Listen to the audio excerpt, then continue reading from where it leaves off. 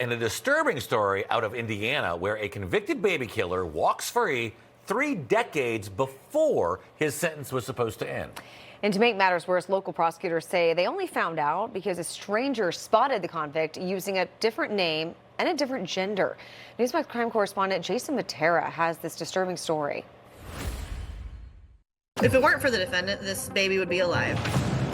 Vanderburgh County prosecutor Diana Mers is talking about this man, Jonathan Richardson, convicted of murdering an 11-month-old and quietly dumped back into an Indiana community. When someone who has, killed someone, especially an innocent baby in this case, and now they're back walking around, that's just shameful and should not be happening.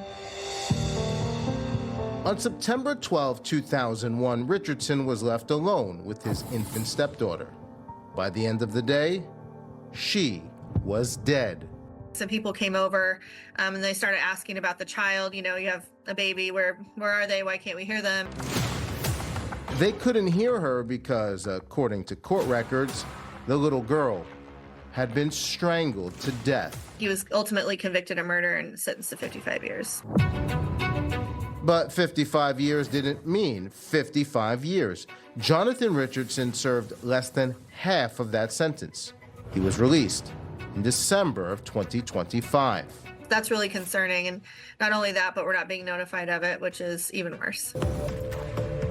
Diana Mers says it wasn't a prison official who told her that Richardson was out.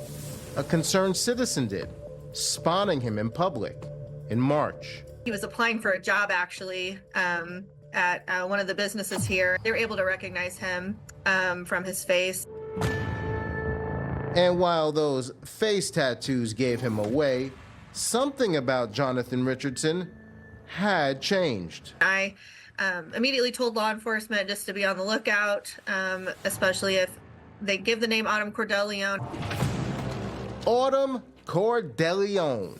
The name change tied to a so-called gender transition that began behind bars and continues to this day. Hey everybody, it's Autumn again. I'm up late as no makeup.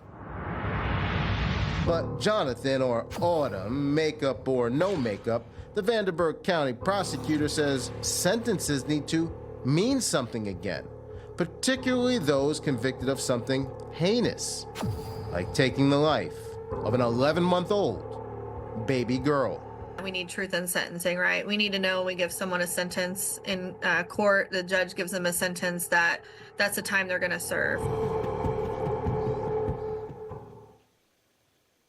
Truth in sentencing matters for victims and their families. Think about it. They walk out of court believing justice was served, only to learn later that the sentence they heard handed down by a judge was optional. That kind of whiplash rips open wounds that should have stayed closed. The Vanderburgh County prosecutor is hoping lawmakers will do something about it. Now, Indiana has already taken one positive step.